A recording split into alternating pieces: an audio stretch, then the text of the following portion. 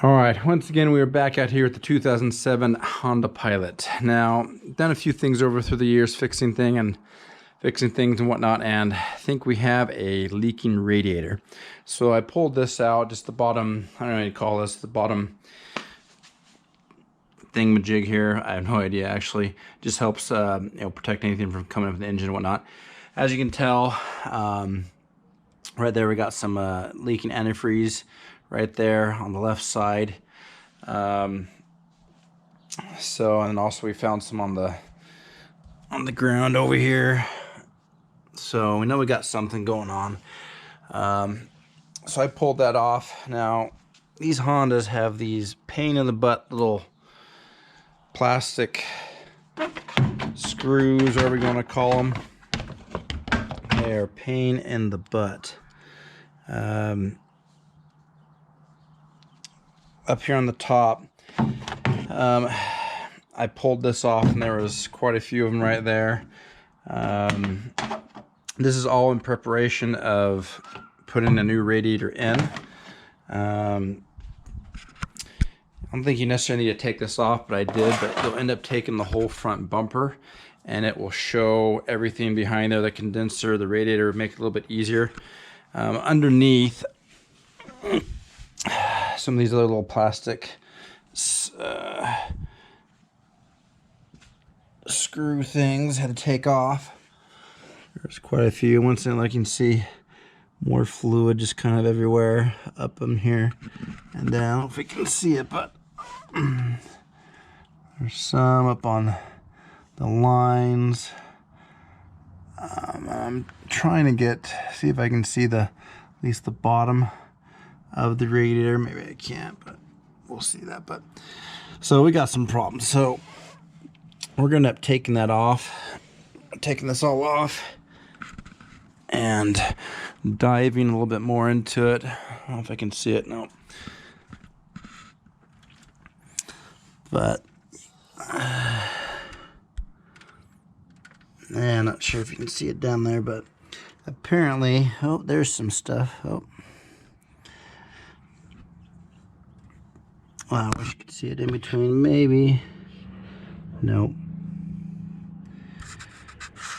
I can see, there you can see that big chunk down there, the antifreeze. So apparently these radiators are known to go bad towards the bottom of the radiator, just because of how it was designed, I guess. I don't know, it has something to do with the materials and whatnot, but I guess we've been pretty lucky. This now has over 220,000 miles.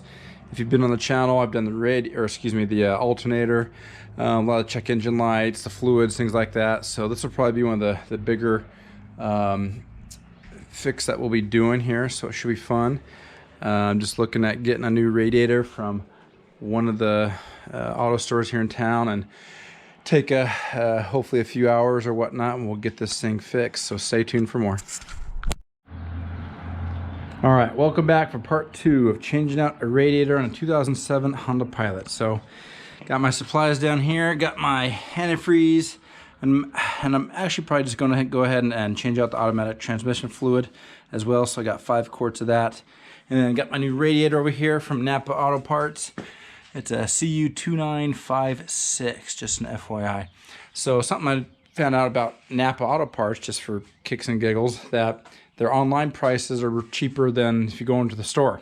Apparently they charge you less in place of having to go to the store and having that look it up. They give you a discount online. Anyways, interesting. So it was like 150 bucks, but if you go in the store, it was like 230, so something crazy. All right, so yesterday we just took all these little plastic little screwdriver things, or excuse me, screws that look like this. So I went to the dealership, and guess how much these things were a piece? That's right, $4 a pop. And I took out probably a good 15, 20 of these yesterday. So I just told my wife to go pick up some zip ties. So you know what, we'll see how we can do this. So, all right, well, first things first, we are going to drain the radiator here a second. You do want to disconnect the battery over here, because we will be dinking with some of these cables and stuff and connectors, so you can go ahead and do that. But we are going to end up taking this This is pretty simple, just the front little grill. There's just some of these right there, you pop them out, and then this will pop out pretty easy, as you can tell. So underneath the car, I got my little trusty bucket that I bought as well. So once again, look at all that residue coming. Some of it's still, oh yeah, looks yummy. All right, so under here, there is a, let's see if we can see it, a white, there you go, white little, I don't want to call it, plug there that we're just going to screw, and this will drain the radiator, excuse me. So we're going to go ahead and do that.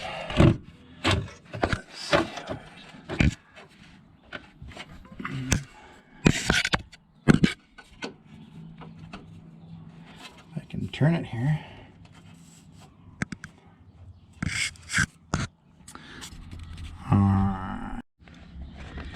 Alright, sorry about that. Got it. Just had to use some pliers to give it a good little turn.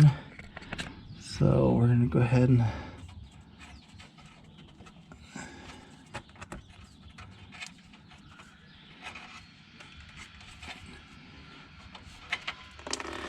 there it comes out. Woohoo!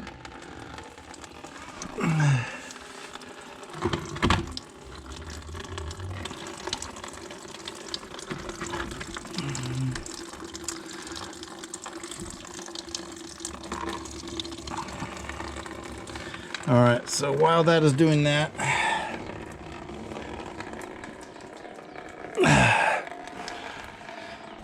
we're gonna come up here and see if we can get this grill off here. So once again, they just had one there, one over here on the other side. This will just give you way better access to the radiator heat exchanger. I think this just pops out here.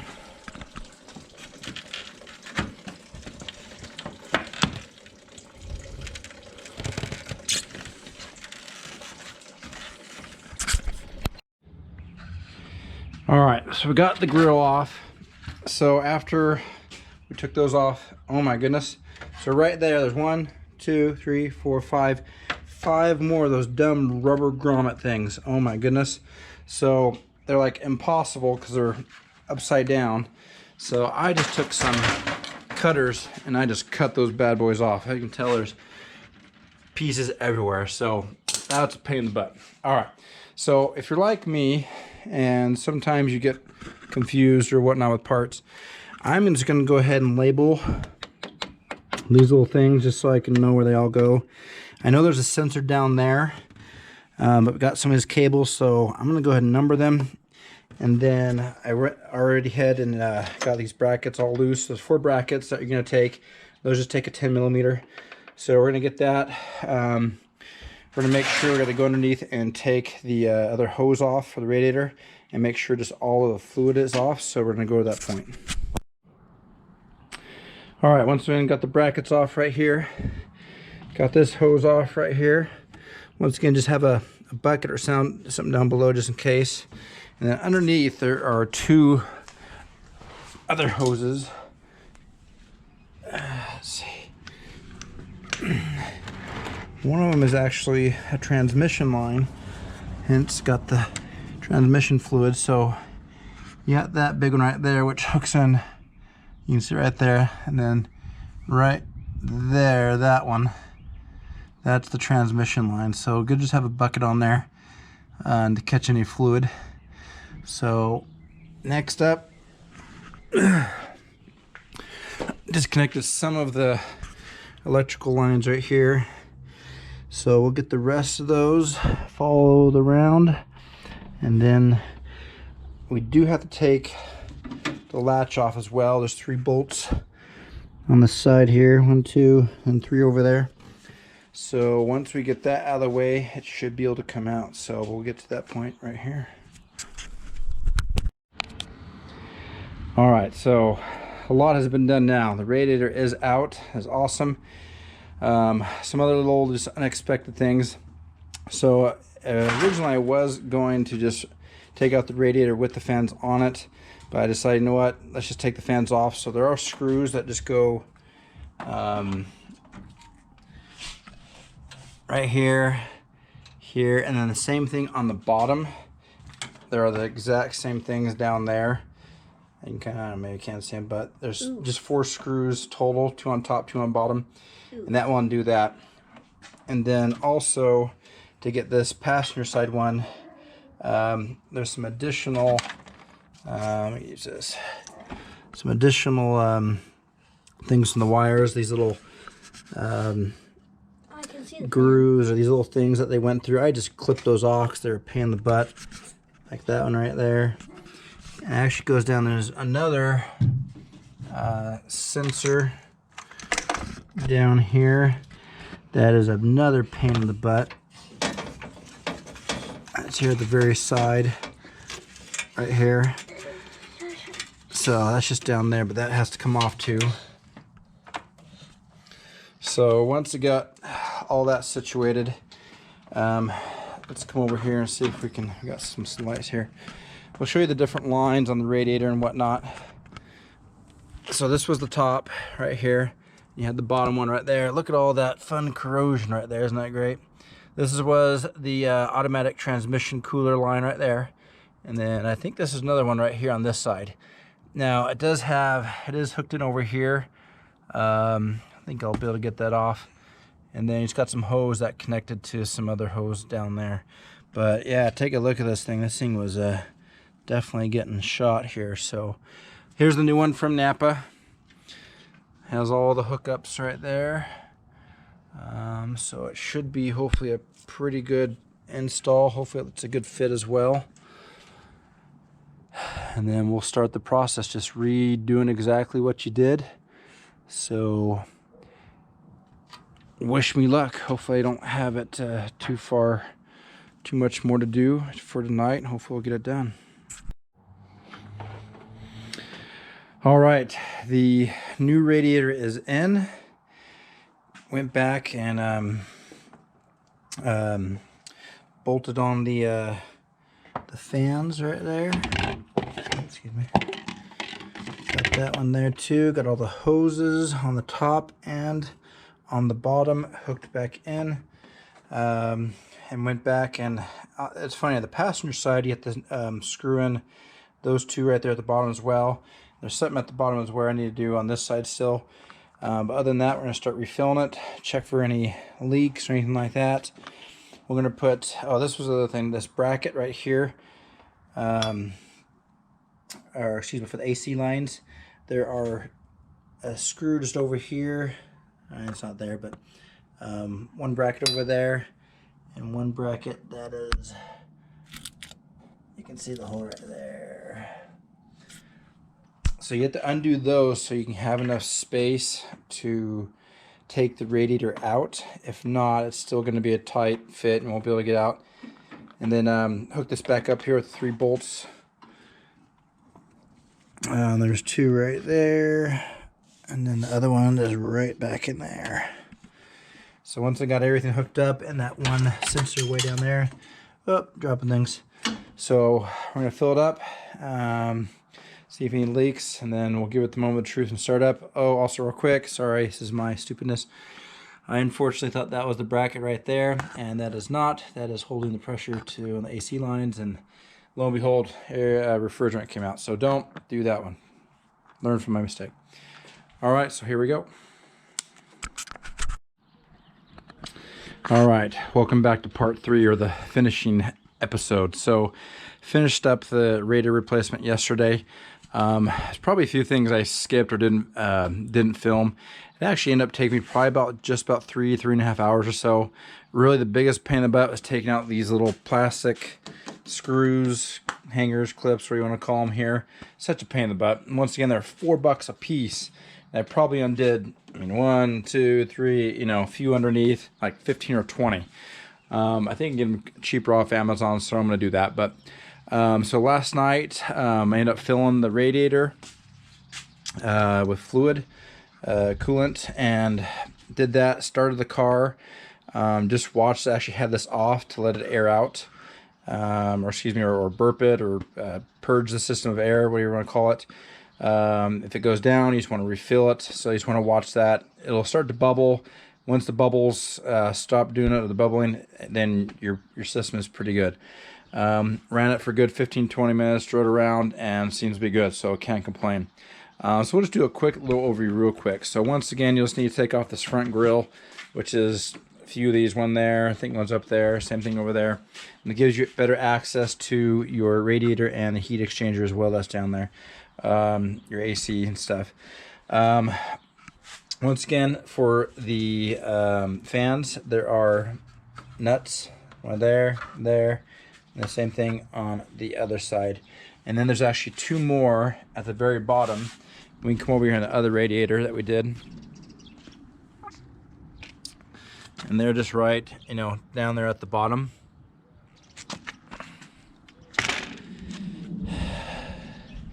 And then your radiator may be different because this side, I think there is this place to bolt them in, but I didn't, but it's just fine, so I didn't do that. So once you take out that, once again, you got to have this lever. There are just 3 bolts that you got to do. So there's one right there, one right there, and then one right there. And you'll be able to move this out of the way a little bit better so you can get that out of the way. You also have the brackets, 4 of them, 2 there, 2 there, 2 there, 2 there. And these are all 10 millimeter.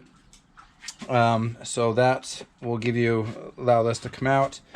Then the connectors on the fan. I thought I'd have to label them because I thought there were going to be a lot more, but there's actually just, there's not a lot. You just have this main one here on the left side here, and you also have that sensor one that's down over here on the bottom. So make sure you get that. And then just on the other side, the driver's side, there's just 2. Actually, I lied, there's just 1 right there. So once you get those off, pulling out the radiator should be pretty straightforward from there. You might have to move the fans out of the way a bit because on the radiator you have these, the plugs sticking out, the valves there, so you might just have to get around those, but after that it will come out. Once again as well, you have one of your hoses here on top and at the bottom. Don't forget to remove those. And then these are the transmission lines as well. So if you need to add a little bit of fluid after or change it, you go ahead and do that. Not much came out when I did this, both of those, so but it's good to have a bucket. As you can see, once again, just corrosion starting to build up. So it lasted 220,000 miles and it did its job. So this is a Denso. They had those at Napa. They were more expensive, but I just went with the Napa brand, and it seems to be doing good. So once you get that in there, you want to come back, put the fans back on, make sure they're good, clip them back in, put the brackets back on, redo the lever there, fill it up, burp it, purge it, make sure that's all good to go, and then you can put the grill back on, and then you're good to go. And that's how you change your radiator. Once again, inside this, the grill, there were 5 of these. I didn't do it because once again, it's a pain in the butt. If you got some zip ties or something else, maybe it might work a little bit easier. But yeah, so that's how you change a radiator on a 2007 Honda Pilot. If you like what you see, go ahead and subscribe, like the video. I'll continue to make some other videos as they come about.